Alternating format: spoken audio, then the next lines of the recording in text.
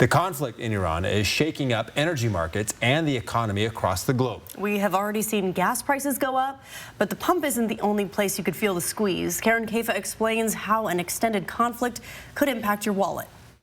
One of the most obvious consumer effects of the Middle East conflict, gas prices jumping alongside oil prices, and energy prices touch a lot of other consumer goods and services, which is one reason economists say a prolonged war could further crunch household budgets.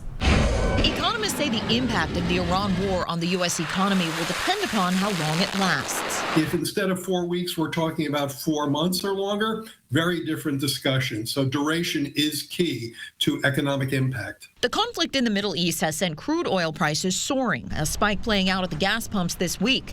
Meghna Maharishi, airline reporter for Skift, says higher oil prices could eventually impact the cost of flying. It is hard to tell how much an increase in jet fuel prices might impact airfares, just because airfares are mostly a product of supply and demand, but jet fuel is definitely a factor. Covering higher transportation costs, whether by air or truck, impacts companies' bottom lines. The conflict is also prompting shipping vessels to avoid the Strait of Hormuz off Iran's southern coast.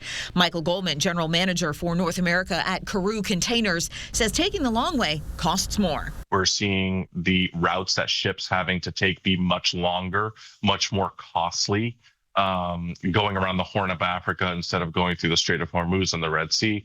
And we're definitely seeing cost increases to the carriers to make those journeys. Uncertainty about whether companies will increase the price of their goods and boost inflation may encourage the Federal Reserve to keep interest rates steady, delaying relief to American consumers collectively carrying record household debt from higher mortgage, credit card, and auto loan balances. The Fed likes to take a wait-and-see approach to how certain factors will play out in the economy, and the central bank was already facing uncertainty after the Supreme Court struck down President Trump's emergency tariffs last month. In Washington, I'm Karen Caifa.